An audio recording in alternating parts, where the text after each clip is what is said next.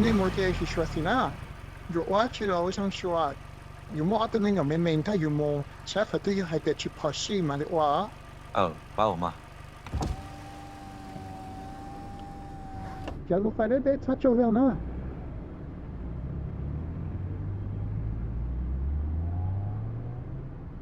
Are you nervous? Yeah, a little bit. Don't worry. It'll all work out. You trust me, right? I looked back at my two daughters sitting in the back, safely strapped in their car seats. My oldest, who was 2 years old, was quietly playing with her toy, while my youngest, who was 6 months old, slept soundly beside her. Yeah, I trust you.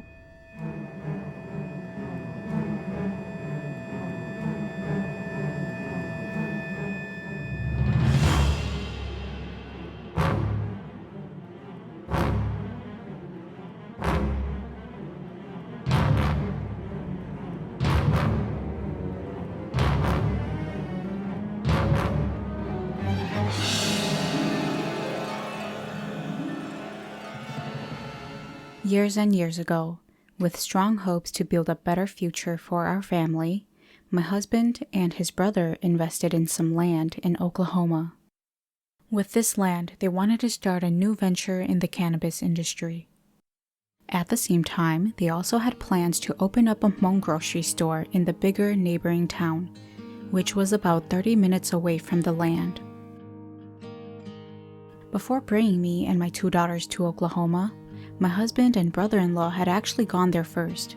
They were there to get everything ready, like setting up our mobile home, connecting water and electricity, and fixing up the building that would eventually become our Hmong grocery store.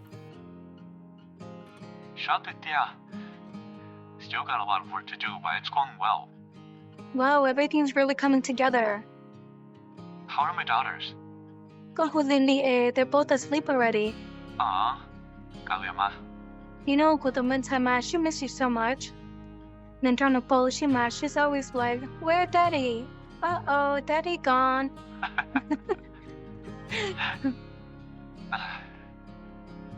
I'm coming back to Cali on Tuesday.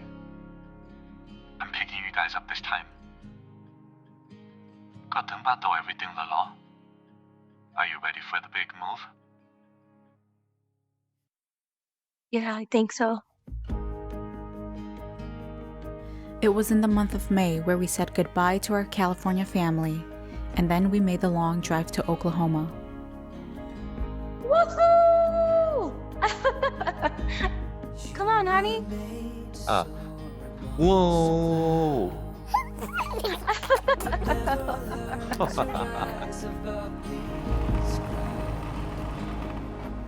When we got there, the mobile home wasn't quite ready. It hadn't been fully hooked up to electricity and sewage yet. So we brought all our belongings to the store. Until the mobile home is ready, we're gonna have to live at the store. Ooh, show us around the store. The store was one long building from front to back. When you walked through the front door, that immediate area at the front was going to eventually become the shopping area. A little further in, there's a room that branched off to the left, which my husband and brother-in-law had turned into a kitchen/deli. It wasn't closed off by a wall or a door, so it was open enough to feel like part of the store. And then lastly, past all of that, all the way to the back of the building, was a room. We're gonna be sleeping in this room. In there? The storage room? The storage room was separated from the rest of the store by a single door with a small rectangular viewing window. Are we sleeping on the hard floor? No. I have a bed set up in there already. My husband had set up the bed next to the door. When I walked in and opened the door too far, it swung into the bed. Not too bad. This living arrangement is probably better than the mobile home. Well, we're gonna be here for a while. It's been a long day. Oh, it's so dark. Can we leave on one of the lights in the main store area? That way, until we keep through the window, Yeah, let me go turn it on. Our daily routine consisted of my daughters and I staying at the store, while my husband and brother-in-law were out in the fields. Every day, the two of them would leave as early as 6 to 7 a.m. and did not return until 10 to 11 p.m. at night. Some days we'd tag along and spend our day at the land, but for the most part, we stayed back at the store because it had AC and an accessible bathroom.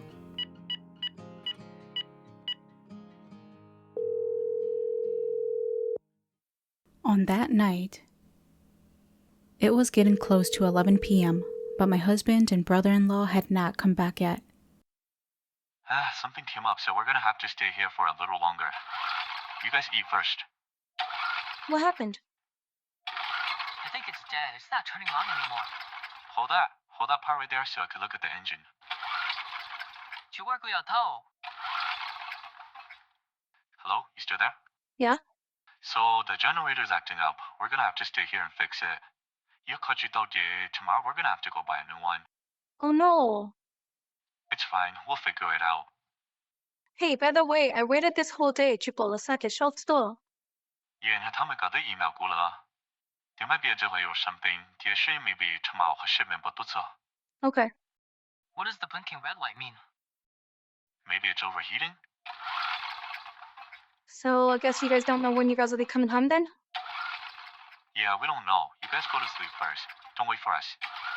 Okay then, bye. Bye. The girls and I got ready for bed after our late dinner. I turned off all the lights but one in the main store area. And then we went into the storage room and turned in for the night. On the bed, my oldest was sleeping next to the wall, my youngest was in the middle, and I was at the edge. For some reason, my youngest was not having it that night. chico. Baby, mucho show.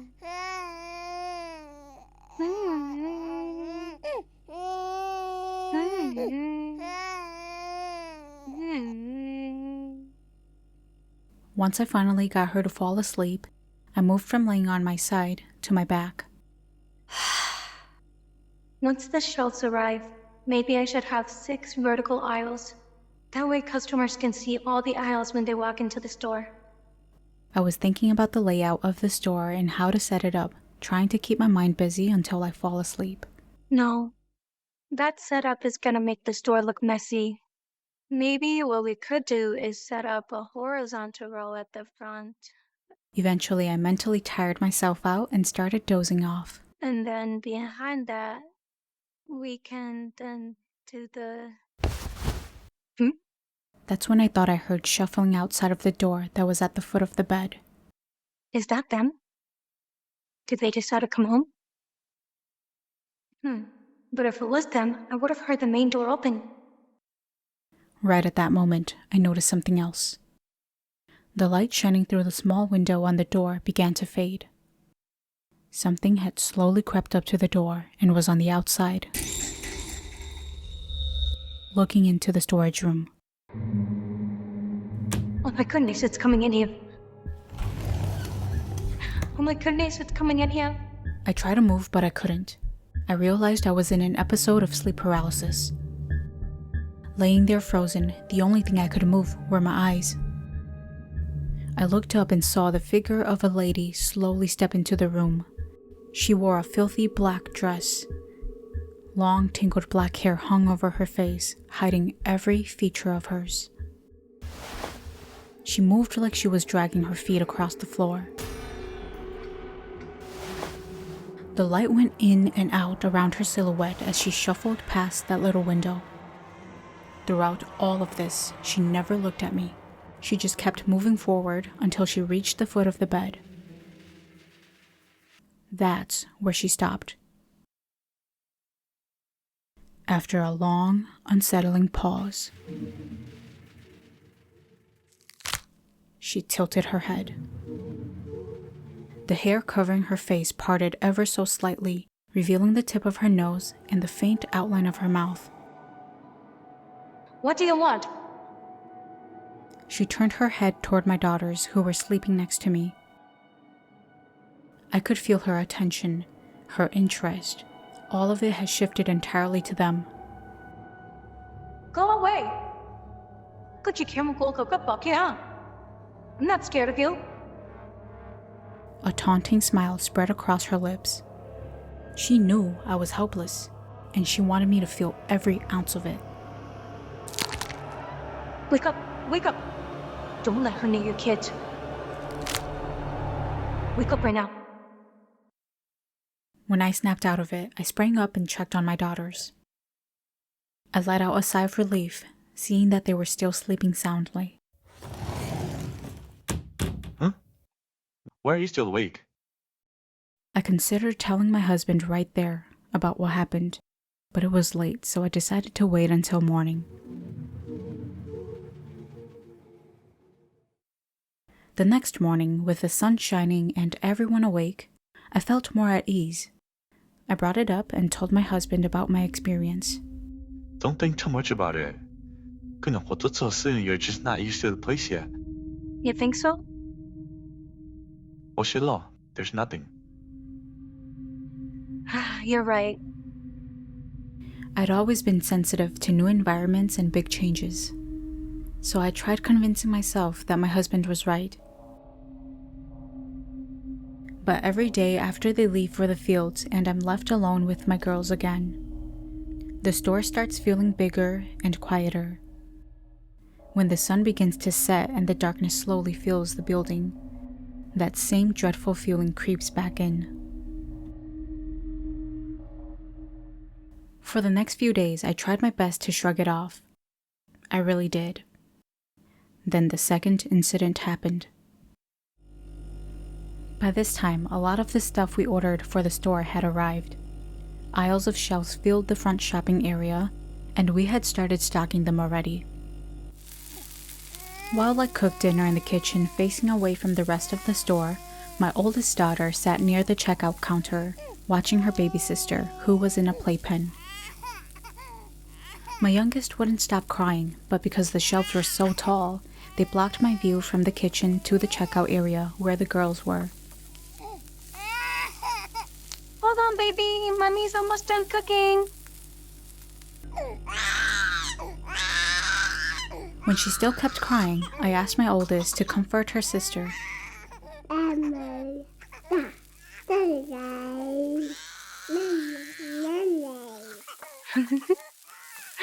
Aww, cooking to baby sister, lah. Good job. I could hear my 2-year-old trying her best, babbling little words to soothe the baby, but she wouldn't stop crying. Yeah, baby, y'all. Sing lullaby to baby sister. Sing lullaby.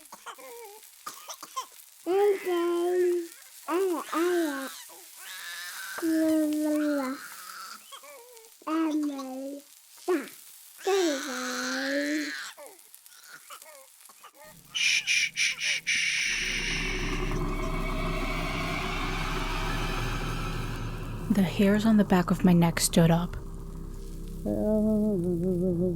From behind me was a woman's voice. It sounded exactly like someone was trying to soothe the crying baby. I slowly turned around. Don't you cry. Peering through the small holes in the metal shelves, I saw a woman in the next aisle, moving slowly in the direction of where my daughters were. Without thinking, I ran out of the kitchen and rushed down the aisle that was nearest to me.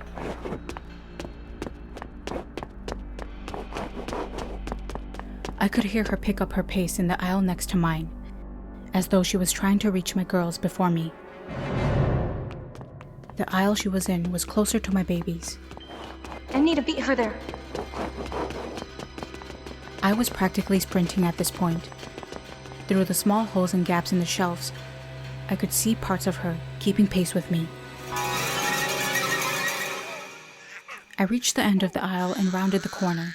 I made it to my daughters first. I scooped up my youngest from the playpen and immediately turned around, shoving my oldest behind me in the process. As I stood there, shielding my daughters, heart still racing, I stared down at the empty aisle where I knew she was moving through just moments earlier. The elders used to tell us that when a child cries for too long, it can attract unwanted attention from the spirit world. But whatever this thing was in our store, she was really something else. She wasn't just drawn to the sound of a crying child. I could feel her attention and extreme interest toward my daughters. And that's what frightened me the most. I didn't know what she wanted from them, but as a mother, I knew one thing. I wasn't going to wait around to find out. The heat wave is so bad today. It's way too hot for the girls. No, Kuchike. Whether you like it or not, we are coming with you guys to the fields. We worked tirelessly in the scorching sun to get that mobile home set up as quickly as possible. But until it was ready, we still had to sleep in that storage room at the store. Whenever we were back at that store, I could just feel her presence lurking around. My husband and I kept our daughters close, and we tried our best to not acknowledge it. We finally got everything set up and moved out of that storage room soon after. After that, however, it felt like bad luck just started following our family. We experienced setback after setback with the store and the farm. No matter what we did, it seemed like something was always getting in the way. I eventually reached out to my mom, who was a shaman. I had her look into it. My mom said we simply couldn't make that store ours, because it already had an owner. Just not one that was alive. She said the female spirit in that store had been giving us clear signs to leave. It had already shown interest in my daughters, and if we didn't leave soon, it was ready to make things much worse for our family.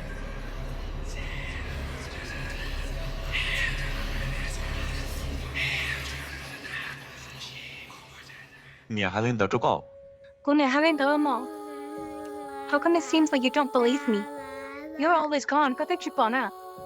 I'm gonna be honest with you. I don't really believe it.